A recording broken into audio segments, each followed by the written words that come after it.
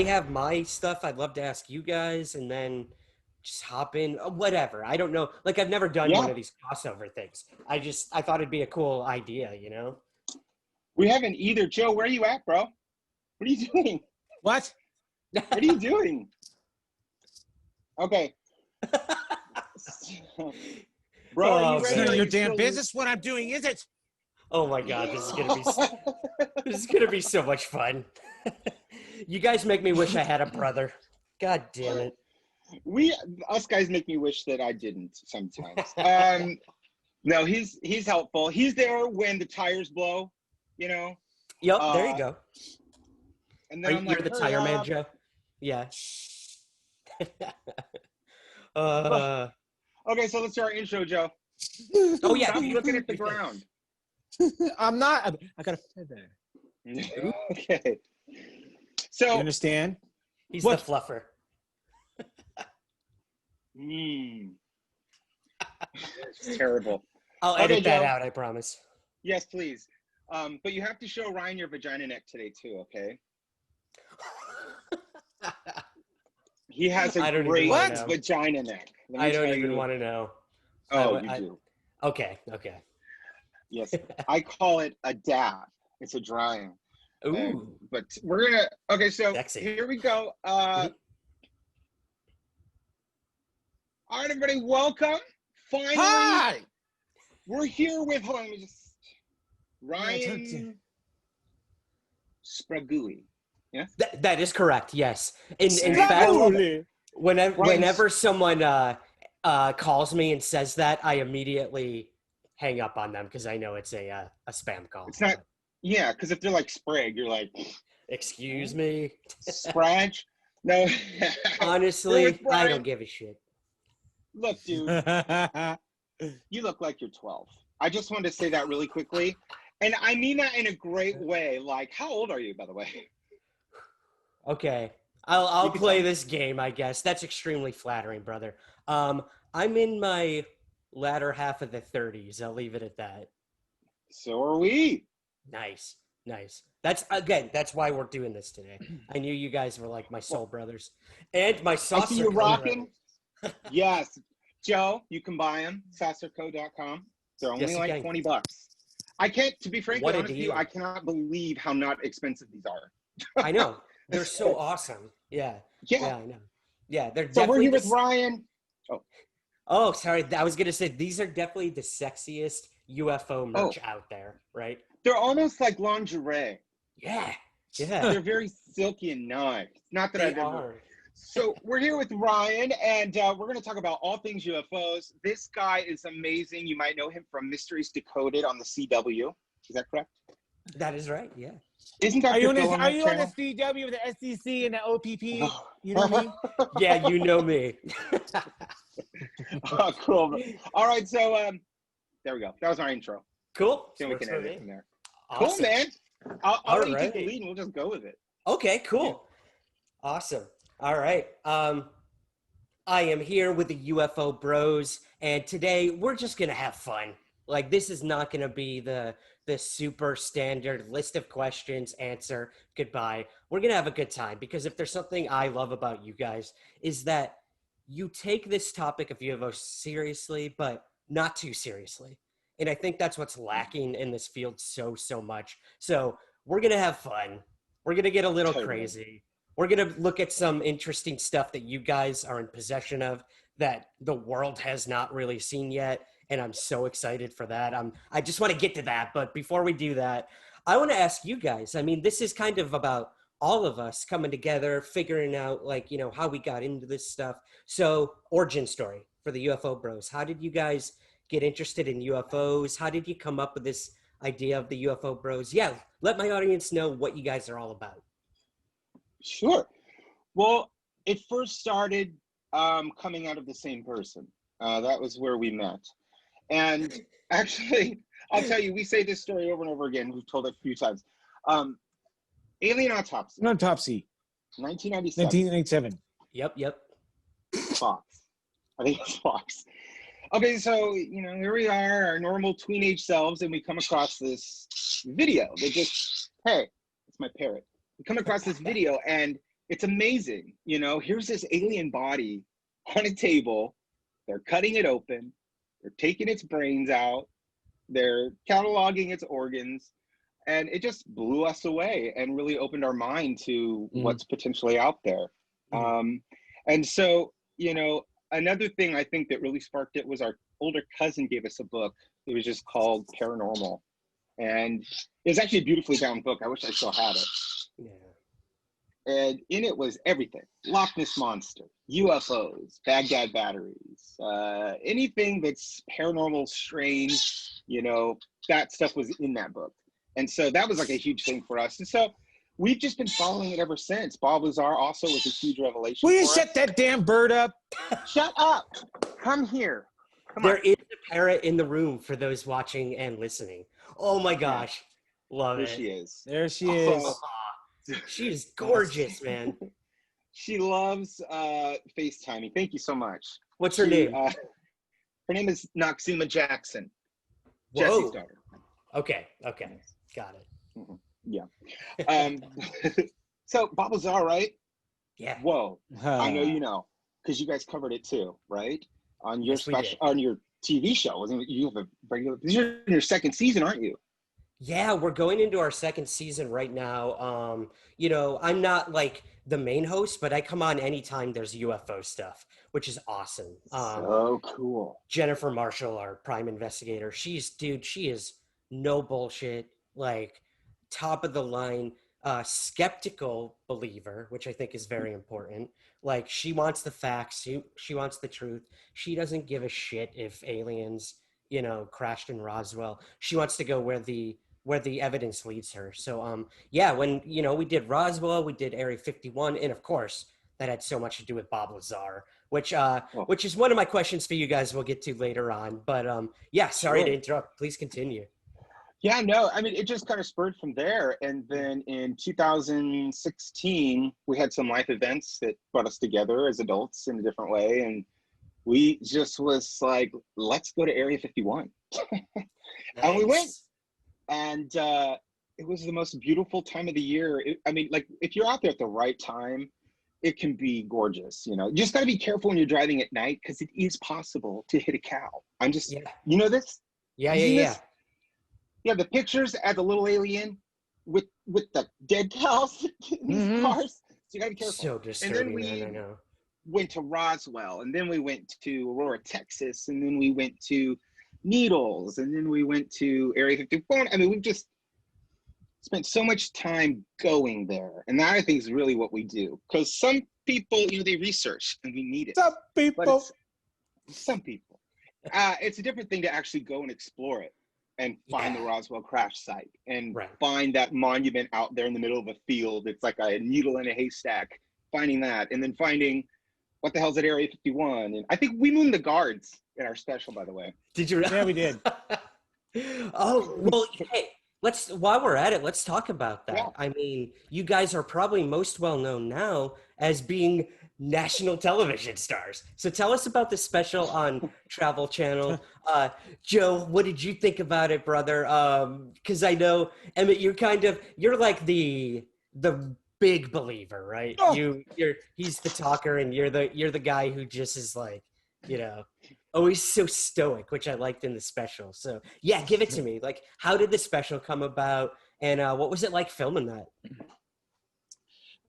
Oh my God. So the special, me and Emmett just started doing our normal podcasting. We just put a couple videos up on our channels, and then we just started getting phone calls of just production companies wanting to, hey, you guys want to do a show about aliens? We're like, yeah. So we started doing the pre-production stuff, pilot stuff, and then it just happened. It was really quick and surprising. It's awesome. How about you, Emmett? Like, what was it like getting contacted by a TV network and being like, we want you to go out and look at the UFO topic? I'm still like in awe that it happened to me. Like, it was something I never really saw coming. But man, like when you have a TV network behind you, the resources are amazing. So let me know, what do you think? Well, first of all, I just wanted to say, like, I I imagine you feel this way the whole time. I just kept thinking, I'm really not supposed to be here. Like, I'm so lucky to be here, to be a part. Like, you wind yourself out of every minute. You're like, I'm not supposed to be here. But oh my gosh, with the resources of travel and the showrunners and all the people that really are the stars, as far as I'm concerned, because Joe and I, we talk and we do what we do, but these people, they assembled that in less than 2 months from start to finish. I don't know how they did it. They were literally editing while we were going to different shoots and stuff and interviews and that sort of thing. But it was great to be able to get involved with people that are making more waves in this topic.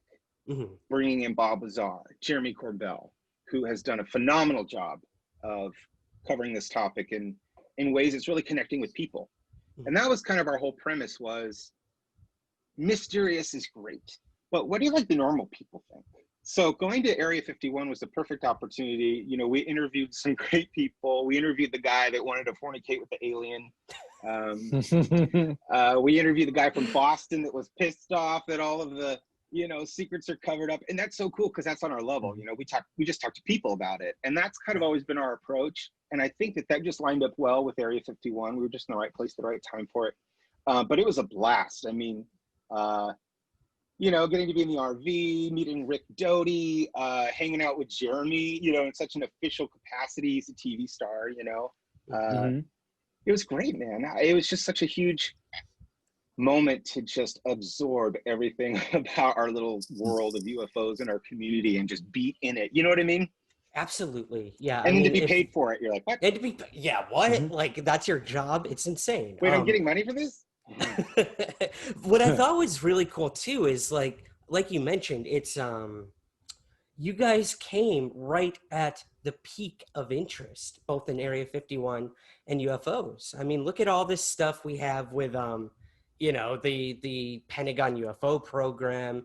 And I know on our show, we looked at these what I think are stunning similarities between what Bob Lazar was saying back in the 80s of how these craft worked. They weren't like, the saucer kind of floating and hovering like we see in the 50s movies. It was craft belly up and then like gets pulled instead of pushed out the back by propulsion. So Lazar was saying this shit back in the 80s. And then Jennifer and I are looking at the current videos, the Tic Tac, the gimbal, the Go Fast Navy videos. And you look at one of those, I believe it was the gimbal video. Yeah. Yes. And what did that craft do right at the end of the video that we see? Exactly, brother. And the guy even says it rotated. And that gave me chills, I think, when I made that connection in our show. And I can't pretend to be the first. Like, Jeremy's been saying it for a long time. Other people noticed. They're like, what Lazar said back then is kind of true now. So what do you guys think? Does that lend credence to his story? And I guess the overall question, what do you guys think? Do you believe Bob? I'd love to get your both of your opinions on it. I've got mine for damn sure. I believe Bob. What about you, Joe? Yeah, I believe Bob. I definitely believe Bob 100%. Yeah. I think the thing with Bob Lazar that some people tend to focus on are some of his little quirky sort of side expeditions and side businesses that he's had. Like working at a brothel. But to be honest with you, if I was to bring somebody into an extremely super secretive black project, I would look for somebody who is easily discreditable. Is that a word? Discreditable? It is today. Yeah. Let's go. Discreditable. And he's the perfect person for that. And he's also a physicist, and he thinks outside the box. And that's the kind of person I think you'd want to look at in exotic technology. You wouldn't want to bring the guy necessarily, that's writing the papers and he's the book smart guy. And because I think there's one thing that Bob was able to do was technical application, actually build the things and touch. He was a hands-on guy. Right. I don't want to say anything, but you got a drizzle on your drip of your chin there. Yum. What is it? Flavor saver. Oh. What are you drinking, man? What is that? That looks so good. Sitting there talking to me. So we are having a cold brew with light sweet cream and some pumpkin foam, no topping. Ooh, fancy mother effer with a It's parrot our on your. favorite. I love it. I love it. I'm like, I just of got course I have ice to have water. a parrot, and of course it has to be rainbow parrot. I mean, like, can I get a more inconspicuous bird? I don't know. This is I don't know. I love her. She's my TV bird. I got her after storming Area 51. Oh, that's awesome. What a like good permanent souvenir, right? To remember. Right. That. Yeah, Um, I love her. well, She's my friend. I guess yeah. I'm with you guys. Like I must admit I here's my sort of passive answer, and I get shit for saying this a lot by the UFO community, but I've been vocal about my thoughts on Bob Lazar ever since I met him. I think in 2000, it was like 2011 or 2012. He was speaking at the International UFO Congress, and he hadn't really come forward for a really long time. And the only thing that really brought him out to talk about it was George Knapp, the guy who broke Lazar's story originally. And we got him up on the stage and had him do like a Q&A and go through everything.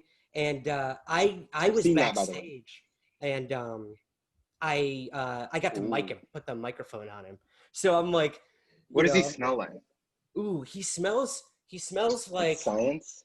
he smells like Science and Element rocket fuel. 115. If you've ever seen it's got a little pungent sourness to it. No. Nice little metallicness.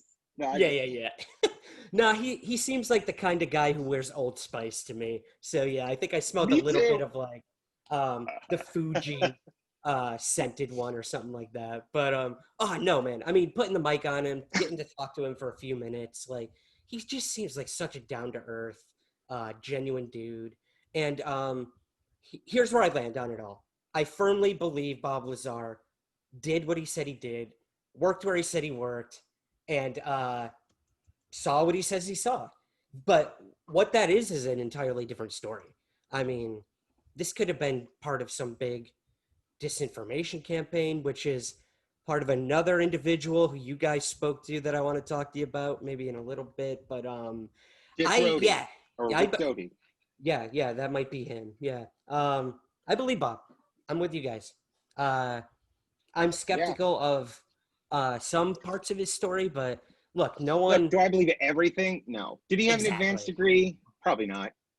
Anybody who's ever like put in a job on a resume might have been like, I was the top executive at the, but you just pump it up a little bit. Who hasn't done that? Let's be honest. Right. And frankly, some people can carry the knowledge and application to be at a PhD level, just not have the degree. So, I mean, it's whatever the words, I just put the words out that people can determine what they think, it's just the words.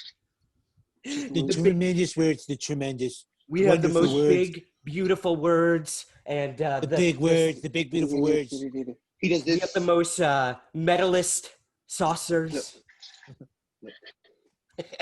Terrific saucers. Tremendous saucers. My audience is gonna love this part for sure. Especially this week, or what do we got something going on in the United States in a couple weeks. We won't go there, but what year are we on again? Yeah, what is happening? But yeah, I kind of hogged the first couple questions there. I don't know if you guys wanted to take the lead, or I've got plenty for you. But yeah, if there's anything you need me to spill the beans on, I'm here too. So Joe had a question. When do you think you'll reach puberty? What? See, there's my neck. See.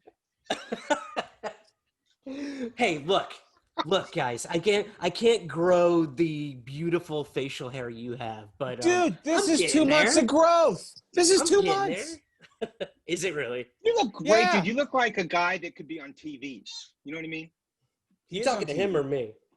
You should be on TV. Oh, thank you. You have the face for it, man. Definitely.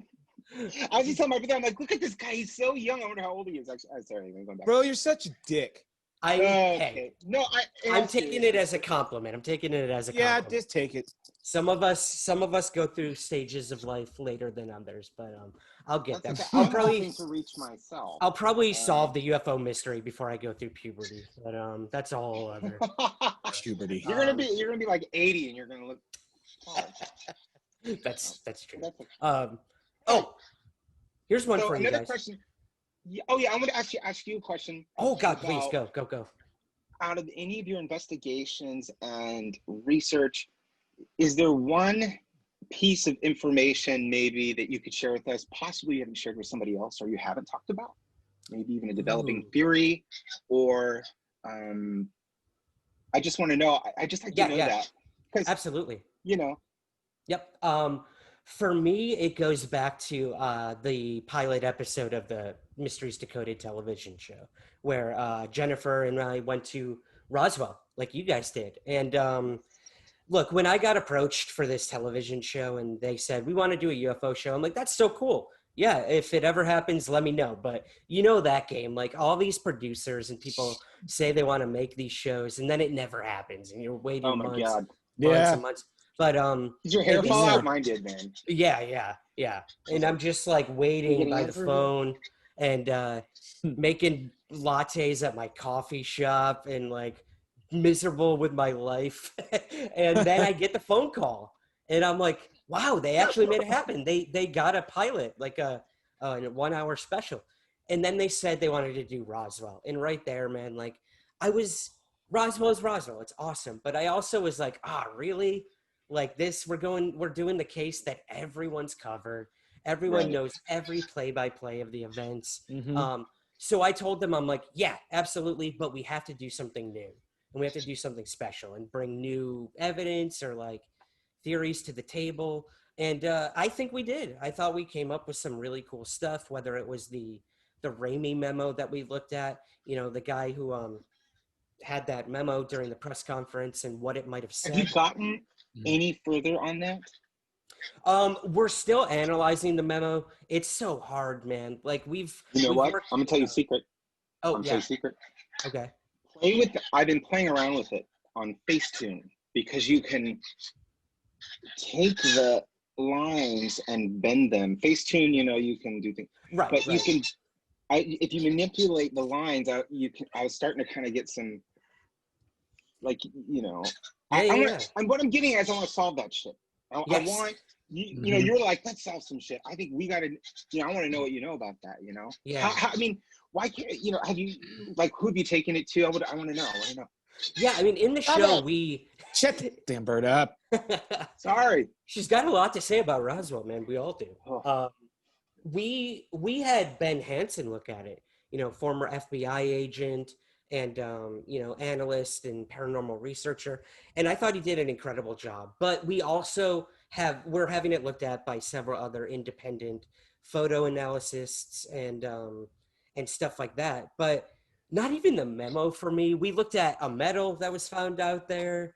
We oh, had it tested at an aerospace lab, hmm. and that came from Frank Kimbler, this dude who lives out in Yeah. Roswell, and he's been digging out in the desert for like years now, looking for any evidence of a craft that crashed. And being the Earth scientist and geologist he is, he made shit happen, and he found what he believes that you've been to, that I've been to, which was the actual impact site where the craft supposedly came down.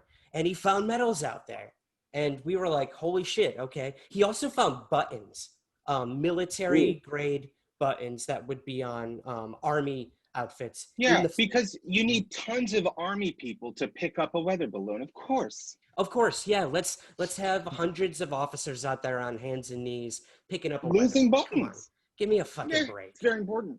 Yeah, So yeah. stupid. So I mean, the fact that he found medals and the fact that he found military buttons from the 40s, that says a lot. Something crashed there in the 40s out there because it was so remote, no trash, nothing out there, yet he found these medals. So we had him tested at an aerospace lab in California. And we go about it in the special of like, yeah, it was definitely the metal was not alien in the sense that it was extraterrestrial, but we were really excited to find out that the alloys within the metal, the composition makeup, everything about this metal that he found out there was what we're using today in 2020. And it's being used on our most sophisticated aerospace shuttles and missions and stuff like that today. by Elon Musk, by people like that on their spacecraft. So what the That sounds so hell familiar. was that metal doing out in the desert in the 40s? I can't tell How you. big is the metal piece? He's got a bunch of them. I mean, the one Like, we what's the had, biggest? the biggest one I saw was probably about, and I know this doesn't give much context, maybe like 3 inches long, an inch wide. So Joe, you know about 3 inches, right? Can you show yeah. us? I Oh know you have a man. pretty good eyeball on it. How about that? You're out of control. Oh, I hope you don't mind me jumping in on the metal. Yeah. We found a piece of metal. We're going to talk about that, right? Because Yes, we are. Yeah. the things that you just said apply to this piece of metal because we had Okay. it tested. Ooh, good tease, brother. Yeah, I will definitely get there. I'm gonna end on my Roswell banter or blabbering here with it No, wasn't by all even means. it wasn't the physical evidence, to be honest, that really captured my attention in the research. It was actually somebody who came up to us while we were, cameras were off. We were getting ready to go to our next location, and this local in Roswell came up, and of course he's like, "What are you guys doing? What are you filming?" And Right. we're like, something about Roswell. He's like, "Is it the crash?" And we're like, "Yeah." He's like, of course it is," because that's all that happens in Roswell. That's what they're known for. And Roswell's like 2 miles long. right, Yeah. exactly. Yeah. Like, The it's craft like, didn't even have the decency to actually crash in Roswell. That's just where they I had to know. bring it. Oh man. Even the That It's in was aliens were Corona, like, right? yeah, exactly. And Even the aliens were like, we're not gonna crash in Roswell because nah, we're just gonna nah. keep on. Keep it on. So, oh yeah, so this dude comes up to us and he's like, "So you know what really happened, right?" And we're like, "I mean, that's what we're trying to figure out. We've heard everything from weather balloons to Project Mogul to an alien spacecraft." And he was like, "Nah, nope." And we're like, "What do you mean?" And he's like, "Look, this is a small town. Everyone knows someone that was involved with this crash. Everybody in the town, either related to or knew of Right. somebody." And he said his grandfather was working at the Roswell Army Airfield at the time. And he told this guy that told us, and you guys might have heard this theory already, but it's one that I find really interesting. Uh, Germans. Oh, Close, very bro. close. Yeah, I know where you're going. So yeah, he said his way of putting it is there were bodies, there was a craft, it was human, and it was children. And Oh, Russian boom, children, either right? Russian, German, Japanese, somebody, or American. Yes. And that's what he told us. He told us that these were either mentally disabled or physically disabled children who the government snatched up. These kids were left at, orphanages. They were cast outs. Nobody wanted these children. And they said nobody will miss Sounds them. like Joe. Could have put Joe on that. Ouch. Oh man. And there you go. He says that they put these kids up in like a high altitude balloon or craft, because you got to think 40s. Like this is the early days of looking at space Right. exploration and breaking the chains of gravity and getting up there into the atmosphere. And they wanted to see how long these kids could survive going up there before anything happened. That would. I didn't hear that. All right, kids, get Yeah, ready. You're gonna right? go up. You're gonna see some stars. It's not You're Let gonna me funny. see. know when you. Damn. Isn't that so fucked up? And like, that's what this guy told me. And he said, "Why do you think there was a cover up? Like, we were kidnapping kids, putting them up there, and they were dying at alarming rates trying to do I it." have never heard Never that. heard that. So that blew my I mind. heard about. Sorry, just to tap. I heard about like Russians or something that they sent, like kids with Pajoria or whatever or Yeah, something like that, but not exactly what you were saying. Georgia. Yeah, I understand. Georgia. yeah, Georgia. yeah. I mean, Or and that's again, like I said, it's not the first time this theory's been brought forward, but the fact that this guy came up to me and told this, and other residents in Roswell said this, and researchers like Nick Redfern, have written about this in the past. He believes it could have been Japanese who sent something over to spy on us and it crashed. Look, the possibilities are endless and aliens are still on the Mm-hmm. table too. But that for me kind of opened the doors wide open. And we didn't cover it Wow. in the TV show because it was really dark and depressing. And they just didn't want I to get cover that. that Yeah, I yet. would. You know, they don't want to cover it yet, but I will say, we're not done looking at Roswell on the TV I'll show. tell you this: if that's what happened, that's like a worse story than aliens crashing. Frankly, I mean, Exactly. That's what I said, man. not worse, or like more like the explosive or whatever. Yeah. I don't know. Especially nowadays, everybody's like, yeah, there's aliens or whatever. But Yeah. I think that's interesting. I love Roswell. I love the Yeah. hieroglyphics. I love when people are describing the materials, and I just like. So you're like the Roswell guy. You're our Roswell guy. Well, there you go too, man. Hieroglyphics. You bring up a really good point. Like back in the 40s and stuff, like people didn't know how to look at Russian writing or Japanese writing and whatnot at the time. Just everyday people in Roswell, New Mexico. I doubt it. Especially Maybe if the it's military. Japanese. Yeah, exactly. So like if this rancher is the first to have found this stuff and whatnot, I can't say he didn't know Japanese or Russian or anything, but maybe it's possible he mistook another language written on these pieces or whatnot and thought it was hieroglyphics, as he stated, or that Hmm. Jesse Marcel Sr. showed his son that it was hieroglyphics. Who knows? Who knows? But One more thing on Roswell with the hieroglyphics. You're making me think about. Did you hear about a toy factory creating like Scotch tape with patterns on it? Did you hear about this? oh yeah, yeah, that's definitely yeah. I've Mhm. seen that special. I've hunted for that tape to try. I've looked everywhere to see if I could find just even like if it like has the diamonds and the Right. clovers and the heart. That's supposed to be what was on it, but Roswell, man, that's a whole episode, bro. I mean, you Mm-hmm. know that It's a though. whole series. Yeah. I mean, and Yeah. you guys know you too. You've investigated, and every time you think you have an Mm-hmm. answer, like something creeps in and makes you go a different route. So Yep. but that's what UFO investigation is. And you guys know that more than anyone. You've done more boots on the ground than I Oh have yeah. personally. Like I am one of these Oh, keyboard armchair researchers most of the time.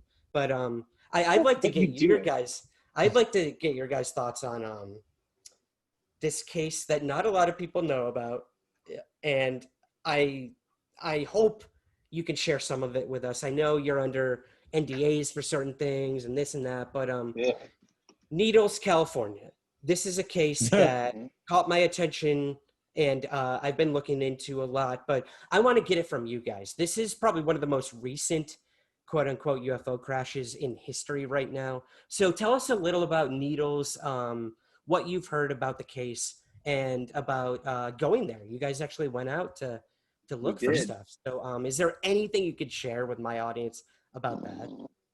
To be honest with you, nobody has investigated Needles, California in a long time. And so Okay. Joe and I, just to give you some background, it was May 14th, 2008. So not that long ago, 12 years. Yeah.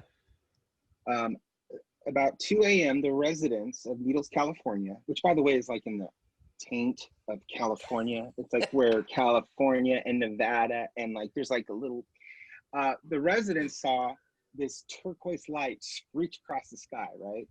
And then it came down, crashed into the banks of the Colorado River. This was so bright, it lit up the entire town of Needles.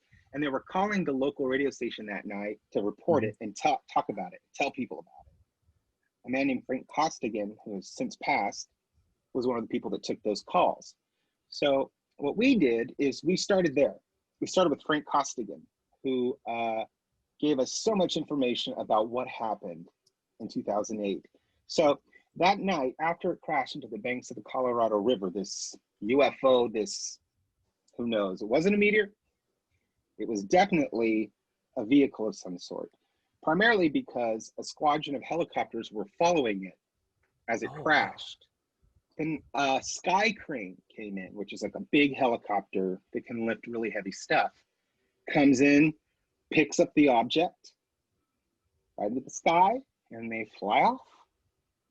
That morning, the town is overrun with seemingly scientists, possible people affiliated with the Army or the Navy.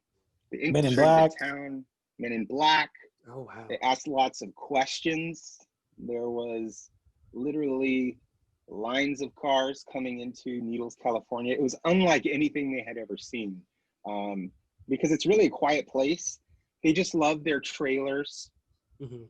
and And their their Chinese food. bonfires and whatever they do there. By Chinese food, we mean it's really bad, not that there's Chinese people there. I just wanted to point that out. They have Yeah. bad Chinese food. Okay. I didn't want Is to there say though? anything. Is there bad Chinese food? Let's be honest. Yes, because when it's 115 degrees and you're eating some very hot, Oh, Sweet and sour pork. I didn't think about that. That just made my stomach turn. Yeah. you're It's all like like all full of MSG, and then you're like, the water's Oh. not working. You guys don't carry Gatorade. Oh Help! my god. I'm thinking of Anchorman. Milk was a bad choice. Yes, Yes. exactly. Oh man. So anyway, just fun memories. Joe and I, we pop in here and there. Yeah, But yeah. so how mysterious. There was a man named Bob on the river, okay, who was a man that was boating that night. Wait, you said his name is Bob? Bob. Yeah, was Not he? Skinny. What's his last? No, what do you know? His last name was? Was it up What? and down the water? Oh no. I have a feeling this is an inside joke. No, it was just You know, a Bob tagline. up and down in the water. Bob's up and down, Oh my Anyway. god, that went right over my head. like in the water, not in a lap. Oh You my know? gosh. But he I'm an was idiot. fishing So- on the banks of Colorado River, Okay. Go ahead, Joe. and Yeah, take it. he saw Joe. it fly in. He saw it fly in. Okay. So we interviewed Frank Costigan. He gave Mhm. us contact information with the local geologist and land surveyor so we could get an idea of approximately where this thing crashed in the banks of Colorado River. And we went out there with our metal detectors and our EM detectors, and we found something, man. And we had not ever really shown this, especially to somebody where you're at on TV. Yeah. So many followers. Yeah. We've shown people here and there. But we actually dug down a couple feet and pulled this incredible piece of metal out of the ground. And it's Really? a really pretty big piece of metal. You want to see it? Yeah, if you guys are willing to share that. Are you allowed to? I don't care what they're going to do. Sue me Okay. for my piece of metal. Okay. Yeah, let's if you Okay. guys are willing, this is a Somewhere in the Skies UFO Bros exclusive. I would love to This see. is. Yeah. Astronaut John Kelly saw this piece of metal. Okay. Yeah. Okay. And he says because of the tinting on it, he thinks this is very much something that has been to space. So I'm going to show you the whole piece in its entirety. Oh wow. That's huge. Okay. Yeah. It's huge. But when you look at it, it's just like, oh, okay, it's a piece of metal. But upon further inspection, you'll start to notice, look, there's this weird bubbling that has occurred in the metal, which suggests that something was heated extremely quickly, faster than able to char. The other thing too is you can see the way that this has come off. It looks as though it has literally exploded off something. What's so funny? Yeah. What's so It's funny? magic. You know. Now I got glitter everywhere. Oh no. So this is important. We're showing a piece of a UFO, and you're playing with glitter. Well, I have kids. Okay. Yeah, I'm sorry to hear that. But this is, if you look at this side here, there is a strange like yellow tinting to it. Yeah. Backside, there's some discoloration and it looks like oxidation. We have this. But it hasn't rusted. What? It has not rusted. Came right out of the ground. Oh wow. We had it analyzed. Yeah. We had it analyzed. And same thing you said, man. This is aerospace ready material. And that it was designed to withstand a tremendous amount of pressure, the type of metal it is. And so it is not a piece of like, a license plate or a piece of aluminum off a roof or something like that. This is something that has been through a traumatic event. Okay. Yeah. And this was right in the coordinates of the needles crash on the banks of the Colorado River. Wow. So it's That's super thin, very yeah. strong. Dude, it looks identical to our metals. I'm not kidding you. Ah, Even the like you said, the bubbling that we're seeing there where it looks like it was like burned or impacted, ours had the same thing. And this was like a solid steel piece that you could not bend, you could not break, nothing. Yet it had those really interesting rivets in it and bubbling, like you said, like something very traumatic had happened. Wow. It is strikingly similar to our metals. There's that something to be said about that. What do you was guys Isn't think? that What do you think it cool? is? that was buried like 4 to 5 feet down. That was okay. Joe, So we're every not time you talking say like that story, it gets a foot deeper. It was like 2 feet down. It was like it, 2 to 4 feet deep. It was it deep, was in the stupid. core of the earth. We dug to China. Yeah. China. But here, Joe, what do you think? Because I think that I don't necessarily know that it's extraterrestrial, but I really do think that whatever crashed in Needles, this could really truly be a piece of it. That's Yeah. what I Well, truly we believe. had it analyzed. We analyzed its properties. We, had to take it around it, and from the results, it's something that's been in space. The yellowing on it is from radiation, that they Hmm. say. Oh wow. And That's yeah, saying something. Yeah. that's Well, like the that's radiation. this being in space. Yeah, This creates this sort of yellow tint. Okay. yellow And coating tint. Yeah, we've actually even had skeptics look at it, and they still say this is weird. And So we can truly say that this is a strange object off of something that suffered a traumatic event. quite possibly was in space. I Yeah. really do think that this Yeah. is possibly a piece of what crashed, because it sounds to me like potentially if Needles wasn't extraterrestrial, that it definitely was an advanced, potentially government experimental craft of some sort, Yeah. which could explain this sort of launch grade alloy. Mhm. And So how you like them apples there, Ryan? Do you like our piece yeah, of right, metal? Spragooey. All I'm gonna say is, guys, your piece is way bigger than mine. Yeah. We had a black piece in here actually, but it was a really big black piece. Oh Will you man. knock it off, Was bro? presented. What? I love it. You Is it guys, wrong? you catch me off my feet and leave me silent. So that's saying something because I've heard everything. We try. but You tried. You should go on a trip with us sometime. You actually probably might kill us. That'd be the funniest shit in the world. Oh The my poor god. sound guy in the back of the RV and Yeah. our executive guy, they were just like, how are you still talking? It's been 12 Yeah. hours. Yeah. Oh man. I don't know. So It's the passion that keeps you going. I was all, yeah, it was the passion. I was all, so how long did you guys record? He's like, well, like about 40 minutes after we left, we just stopped because he just kept talking and talking. You just kept going. Oh man, that is well, I think that is that's so what this is cool. about too, right, Ryan? Like it's supposed to be fun.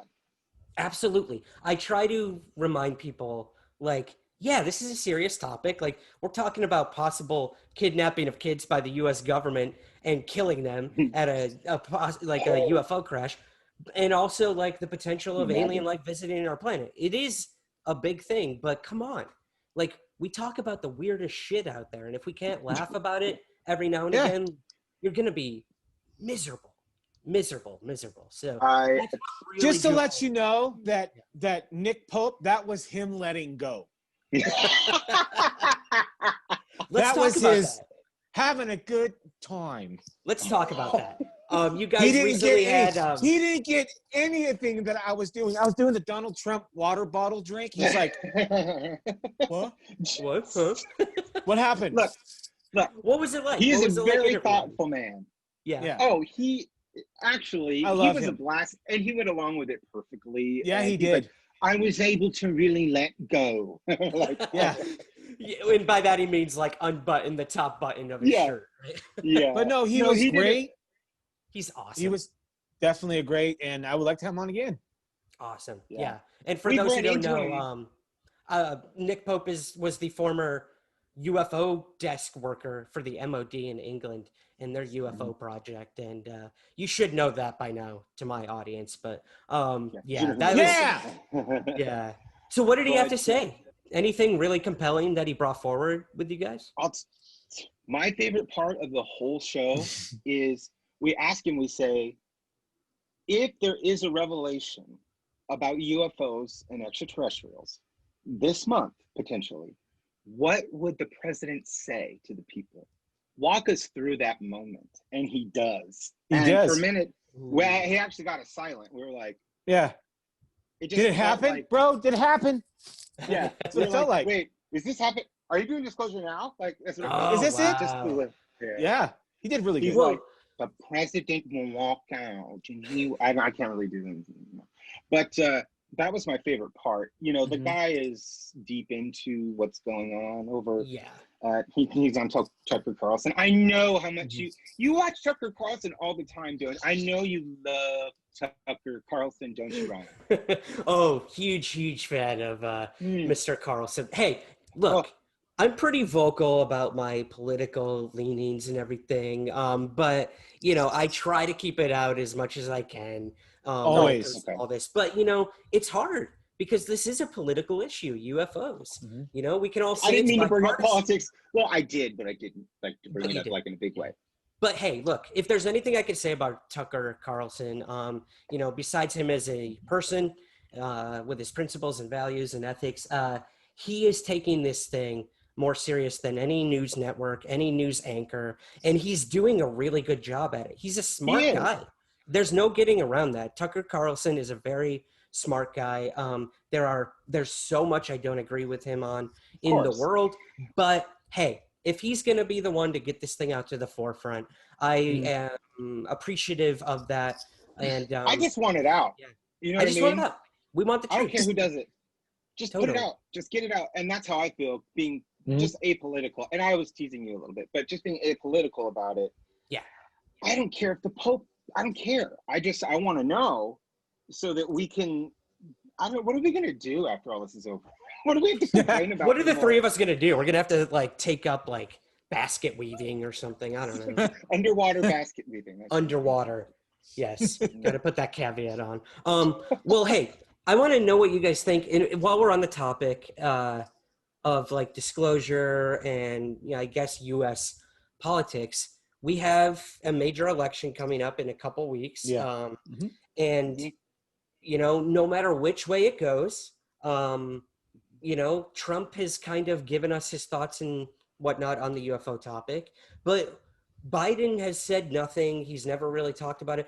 But do you think with a new administration, things could change in terms of the UFO disclosure? I mean, if we have a different administration full of different people who may have some interest in this topic, does it matter? Does it even matter if Trump is there or Biden is there? Will anything change with the overall disclosure of UFOs in your guys' opinions? Well, I'll start, Joe. I know that you usually start. I think that that things are so chaotic right now. Now would be probably the most likely time that something could get out. I don't know what would happen if Biden got in. Like you said, he hasn't said anything.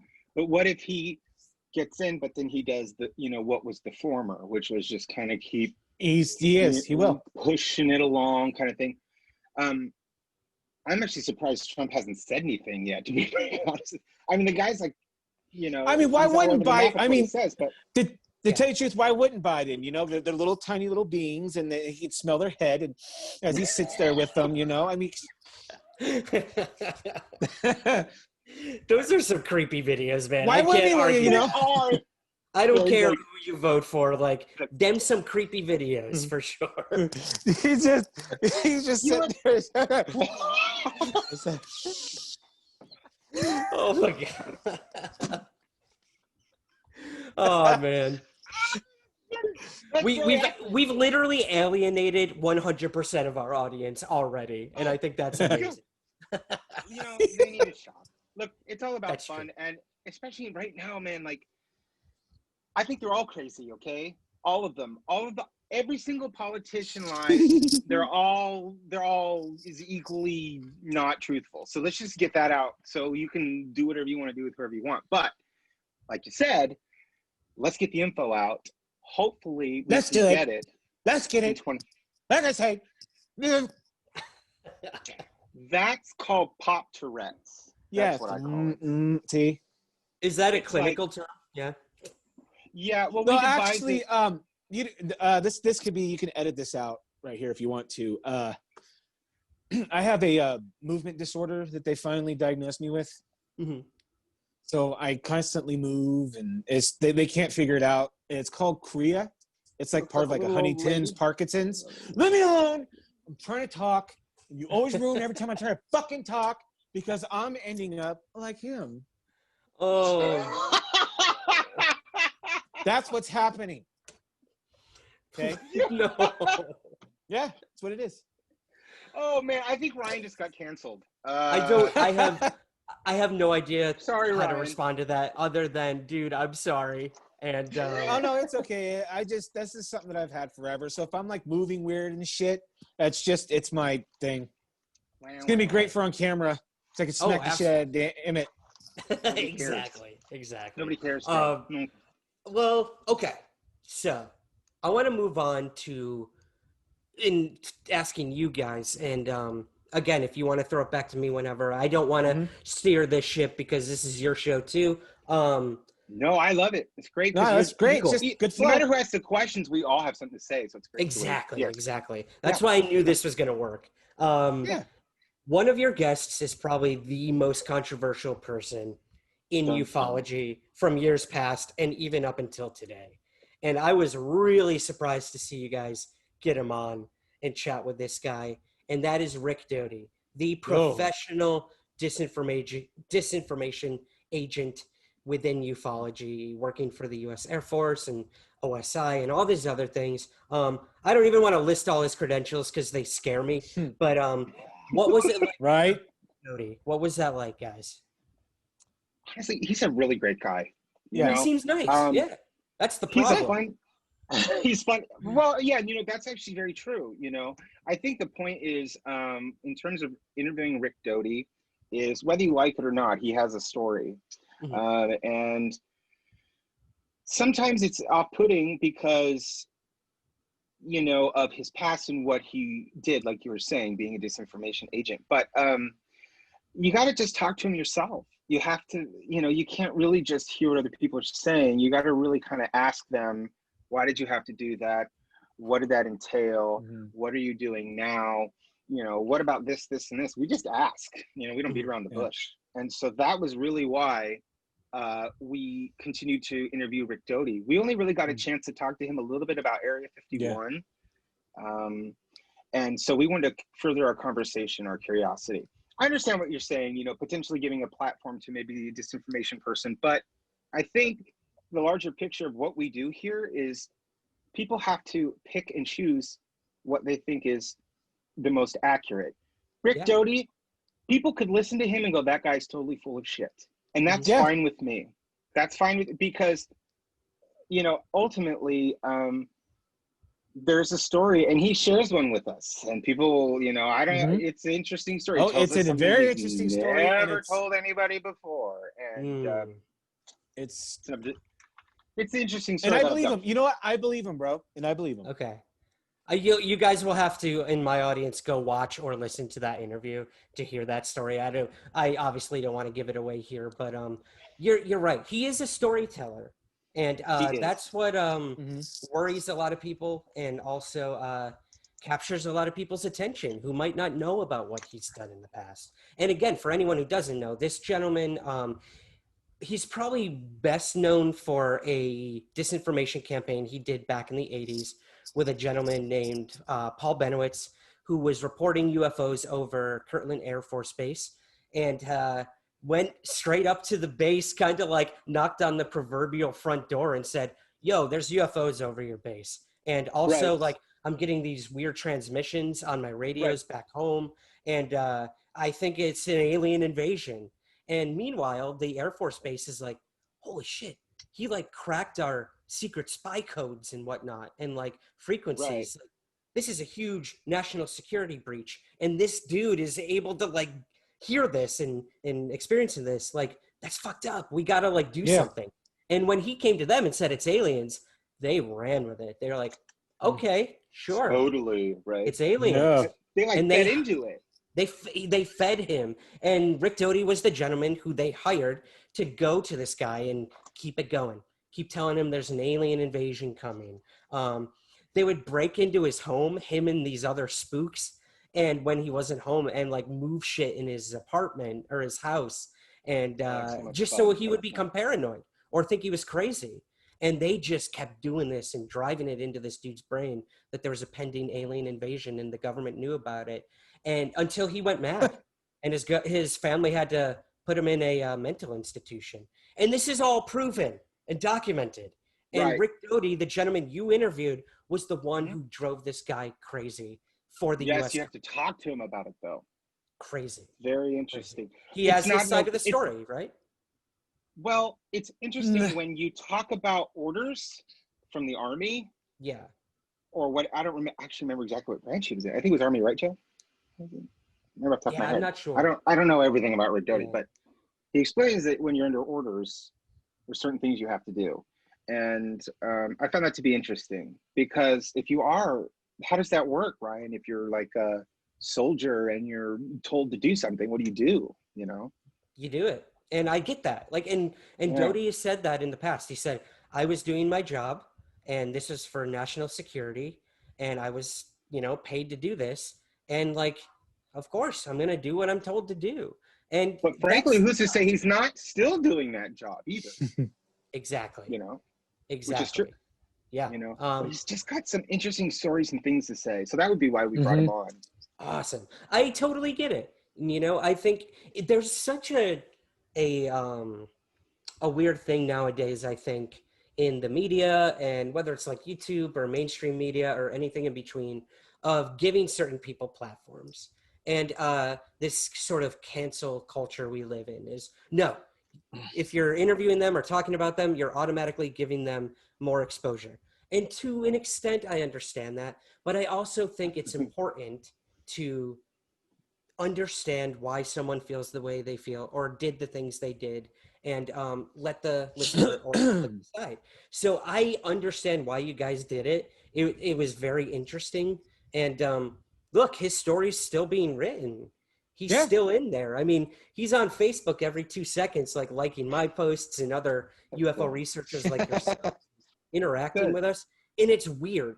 It's weird knowing that like the poster child of disinformation within ufology. The guy from Mirage Men on the cover of Mirage Men. Yeah, he's clicking like on like my posts and whatnot, and your guys' posts. It's weird. What a weird digital age we live in. But right? Okay. I know. I don't know. Where should we go from here, guys? Well, I think, is there any questions, Joe, that you have for Ryan? Because we got our dual show here. Two worlds colliding. It's awesome. I think we drive it well. This is fun. We definitely got to do this again for sure. Oh my Definitely. god! I just want to know what's for you. One of many. Yeah. Oh, and Definitely. real quick here, we got to let people know about Ryan's book, which is getting, I think, not just national but worldwide attention on major news outlets. And I think, were you in Australia or something? I did an interview out of Australia about a month ago. Well, first of all, thank you for those very. I know words, everything.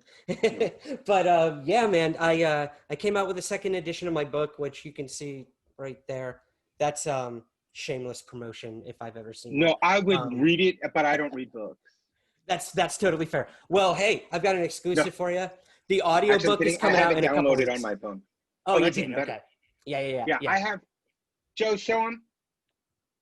Show him the book. Oh, show him the book. If we have this book, we have yours.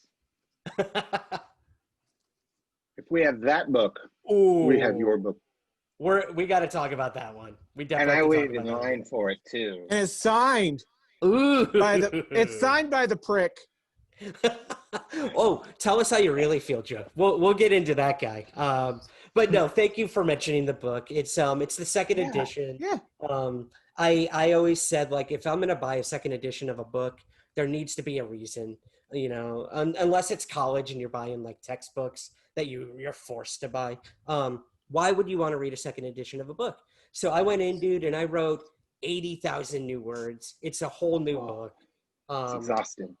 it really was, and It's it amazing. was really rewarding. The book is all about people who've seen UFOs, experienced abductions, Mm-hmm. their thoughts and theories on them, and it's more about the people having the experiences than like how big was the craft, when did it happen. I wanted to get to Which know is the people. great. Yeah, We're missing that, yeah, we you need know, both. We need both. because we're definitely all very focused on like what's going on and the evidence and Yeah, we want us vindication and that's what. But there are people that are still dealing with this or have dealt with it and they haven't even said anything, or they haven't had the chance to get it out. And now's a good time because now you don't have to necessarily be a crazy person, quote unquote, to have a UFO experience. It's different time. That's what's great about the book. yeah, thank you. I appreciate that. And I think you're right, man. Like, I think now is the time where the world is embracing UFOs unlike ever before. And that has a lot to do with these articles that came out in the New York Times and CNN, Fox, whatever, covering the topic in a serious manner when they didn't before.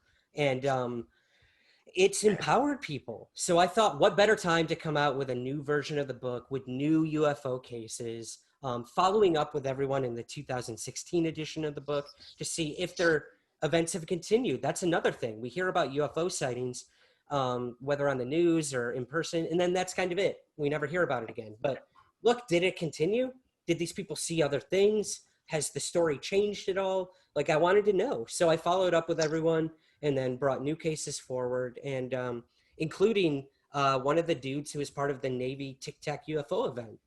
He was the first person to track the things on radar, send out the intercept to the pilots, and ushered in this whole new era of UFO disclosure when it comes to the military. So, and look, that affected his life in many ways. So I wrote a whole new chapter on that, and it's awesome. Like, I can't tell you guys how rewarding it is to, like Oh you do, man, I want to write a book get out someday, there. but I don't have the focus. I get it. I totally get it, man. I'm I like, I'm get gonna it. write a book. I'll read it to Oh you. wait, hold on. We'll Let go me check chapter my by Amazon chapter. order. When is it? I'll read it to you at bedtime. How's that sound, man? Remember popcorn? We'll be like, read a paragraph. Popcorn Joe. Do you remember popcorn? Do you No. remember that? That was when the class. Oh would yeah, I read, remember. You had to go through the class and then you would say popcorn, and then you would call on your friend in the class, and then it was their turn to read. That's what I'm thinking. Oh, that sounds cool. Nice. So I'll be Nice. like, No. and Ryan went down the slide head first. Popcorn Joe, and then he can, you know what I mean? Yeah. Emmett's So- a fuck face and a fuck face of the fuck face Emmett. Popcorn. I hope you don't mind Ryan. explicit words. No, we are no stranger to that on Summer. I hope you don't mind. Not Mark in at your all. podcast, we say the F word.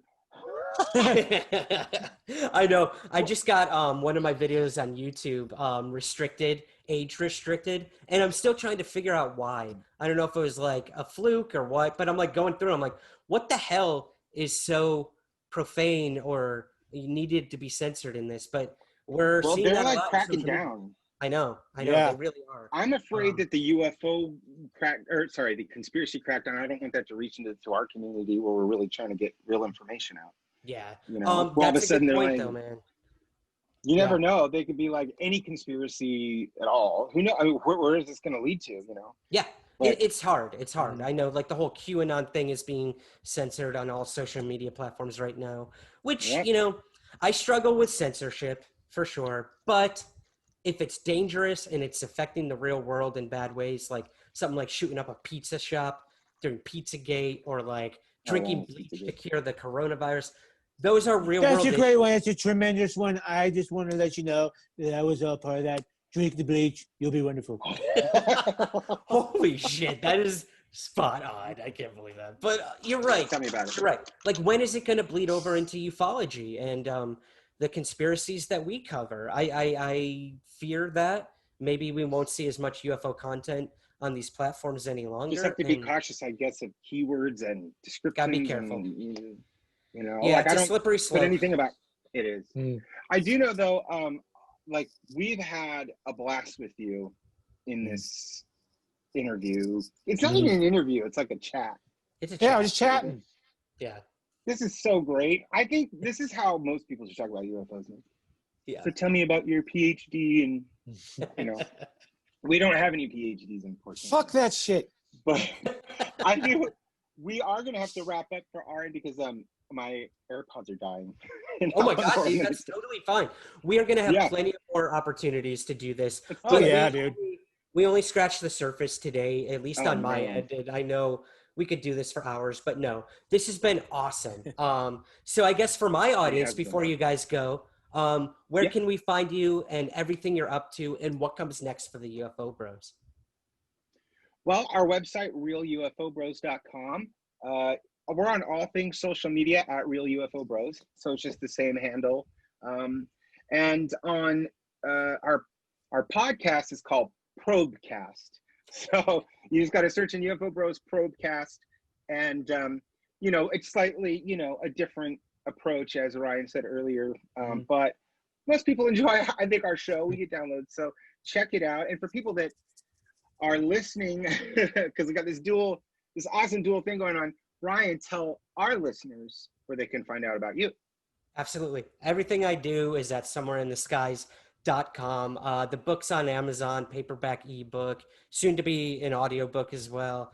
And like I said, yeah, look for me on Mysteries Decoded. Look for these guys on the Travel Channel. And guys, this has been so much fun on my end. Thank you. I'm so happy we finally made it happen. And it's only just begun, right? Sausage. Yes, it has, buddy. Awesome. Take care, guys. Keep looking up. See ya.